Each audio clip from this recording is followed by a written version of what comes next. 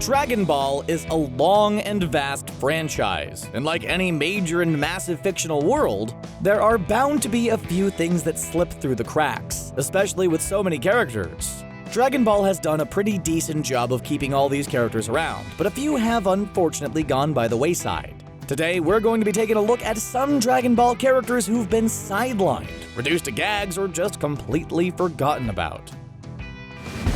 Launch. Let's start off with the most obvious and well-known example of a Dragon Ball character practically dropping off the face of the earth. Launch. Launch was first introduced prior to the World Martial Arts Tournament when Goku and Krillin were seeking out the training of Master Roshi. In fact, the two young warriors were tasked with finding a date for Master Roshi, bringing back Launch to the Kame House after rescuing her from the police. The reason that Launch was in trouble with the cops was because she has a dual personality, a tough bank robber side, and a sweet, innocent, albeit extremely dumb side, switching between the two characters whenever she sneezes. This aspect of Launch's character made for a lot of comedic moments, which is why she fit in well with the early sagas of the Dragon Ball franchise. However, as the series focused more on fighting, and specifically on Goku's adventures, Launch appeared less and less, finally being booted from the main cast by the time of the first episode of Dragon Ball Z. While Launch did show up in a few filler segments and cameo moments, as well as in the background of Yo, Son Goku and his friends return, she has yet to make a full-fledged resurgence in the franchise. Fortuneteller Baba. Despite the fact that she's Master Roshi's sister, Fortuneteller Baba left the spotlight of Dragon Ball faster than she entered it. The character was first introduced in her own mini-saga, which depicted Goku and friends fighting their way through Baba's champions to gain access to her clairvoyant powers, since they needed to know where the final Dragon Ball was in order to revive Bora. However, after this saga, Fortuneteller Baba basically disappeared from the series, only coming back to revive Goku and later Frieza. It's not like fans were asking for more of Baba, but it's kind of insane that the Z Fighters haven't utilized her overpowered magic abilities more, since not only can she bring back the dead, she can also see what anyone's up to or what they're planning, meaning her powers could have been used to prevent Frieza's first resurrection. Seriously, Fortuneteller Baba is as useful as she is powerful, yet she's been completely forgotten both by fans and Toriyama, as well as the characters within the series, since they don't seem to remember they have a friend who can see and know all. Upa and Bora. Speaking of Fortuneteller Baba, as we just mentioned, the whole reason that Goku and friends encountered her in the first place was in order to help revive Bora, the father of Upa, a young boy from the land of Koren. Bora had unfortunately perished at the hands of mercenary Tao during the Red Ribbon Army saga. Luckily, Goku was eventually able to revive Bora, reuniting Upa with his father. After this moment, however, the father and son duo were never seen or heard from again. Well, they appeared in a few anime-only cameo appearances, just like Launch, and they also showed up in Dragon Ball GT. The crazy thing about this is that Kami's tower is literally right above Upa and Bora's village, so Goku has no excuse not to drop in and see his old friends. Seriously, dude, what has it been, like 30 years? Android 8. Androids have always been a big part of the Dragon Ball franchise, especially in Dragon Ball Z when they, threatened all life on the planet. However, this wasn't the first instance of numbered androids showing up in the series. Haven't you ever wondered what happened to the other numbered androids? Well, we can't tell you about every single one of them, but we can talk about Android 8, the first numbered android to show up in the franchise. Android 8, a Frankenstein's monster-like robot, was sent to attack Goku, but was liberated by the young warrior seeking a life of peace. After Android 8 was freed from the Red Ribbon Army's control, he stayed in Jingle Village with a girl by the name of Suno, never appearing in the franchise ever again.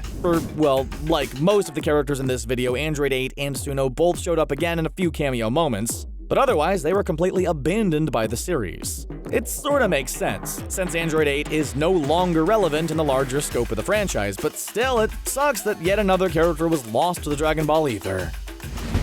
Oob. At the end of Dragon Ball Z, Goku left to train Oob, Boo's reincarnation who had great power potential and a need for training. So Goku stepped in to provide Oob with guidance, straight up abandoning his family and friends in the process. Yeah, there's no justifying that choice. As terrible as this was of Goku, it does bring up an interesting point. The fact that Oob has yet to show up in Dragon Ball outside of Z's epilogue and the now non-canon Dragon Ball GT. Sure, he's been mentioned in Super, and in the manga version of the series, he was shown for a brief moment, but other than that, the concept of Oob seems to have been abandoned. The fact that Oob has not been seen or heard from yet also raises a bigger question about the franchise. Is the epilogue canon? But all that's beside the point, and the fact remains that the concept of Oob has all but disappeared, making him one of the many forgotten characters of the Dragon Ball franchise. Yajirobe.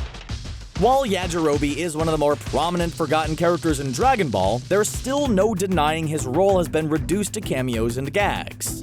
Heck, you could barely call Yajirobe a prominent character to begin with, since he was introduced in the second-to-last saga of Dragon Ball and barely played any part in the sagas that followed. In fact, Yajirobe just sorta hangs around with Korin all day, helping grow senzu beans, and what else does he do? Seriously, we can't think of anything significant that Yajirobe has done in recent Dragon Ball history, save for his future counterpart helping out Mai. It's not like Yajirobe was ever a massively strong character, sure, but he wasn't totally worthless. He cut off Vegeta's tail when he was a great ape, and he easily defeated Symbol back in the King Piccolo saga. This is to say that were Yajirobe to do some training, he could easily be a backup hero for the Earth whenever the other Z fighters are off planet. Okay, maybe that's asking a bit much of the lazy samurai, but the point still stands that the character's been somewhat forgotten and abandoned. TARBLE. TARBLE's story is rather weird and interesting. No, not his character story, we mean his story as a part of the Dragon Ball franchise. The character was first introduced in the TV special Yo! Son Goku and His Friends Return, which revealed that he was Vegeta's brother, one who had been sent away prior to Planet Vegeta's destruction. After this special, however, TARBLE has yet to make another appearance. He was mentioned in Battle of Gods, but that mention was taken out of the Dragon Ball Super adaptation of the story. Furthermore, he didn't appear once in the rest of Super, making fans wonder if he was truly canon or not. But the questions were finally answered in Dragon Ball Super Broly when Vegeta mentioned his brother in the canon film. This is what's so weird about the character. He very clearly exists in the universe, but for some reason he's been ignored, forgotten, and underutilized. You'd think they'd find a way to put him in Super, or even Broly. Broly and Paragus. Broly and Paragus are far from being forgotten by the Dragon Ball franchise, since, they just got reintroduced into the main canon of the series. While Paragus perished by the hands of Frieza, Broly doesn't seem to be going anywhere for the time being, and hopefully he'll return for later entries in the Dragon Ball franchise. So why did we include these two characters in a video of forgotten Dragon Ball characters? Because within the context of the Dragon Ball timeline, the two were literally forgotten about. Think about it. King Vegeta sent Broly off-world. Paragus went off after him, and after Planet Vegeta was destroyed, there wasn't a Saiyan alive who remembered the two.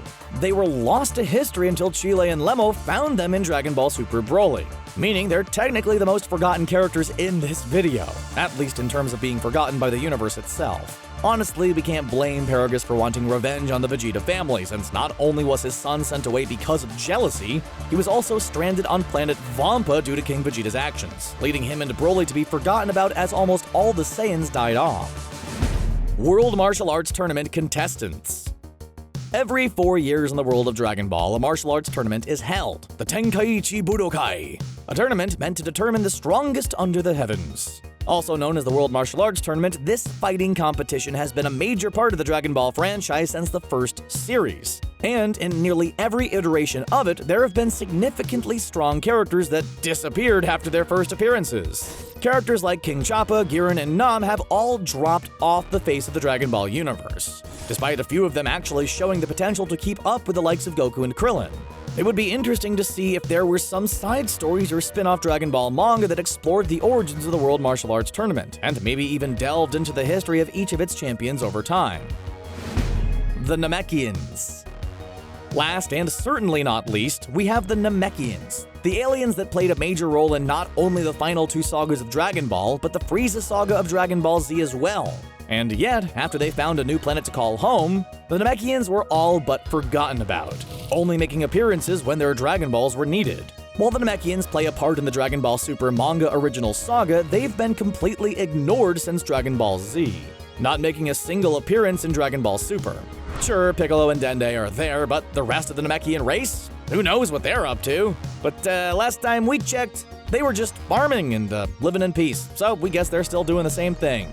We want to know more about the Namekians, especially if they have a warrior in their ranks that could give Piccolo a run for his money. Suffice it to say, the Namekians' role in the Dragon Ball franchise has been severely diminished, making it easy to forget about them.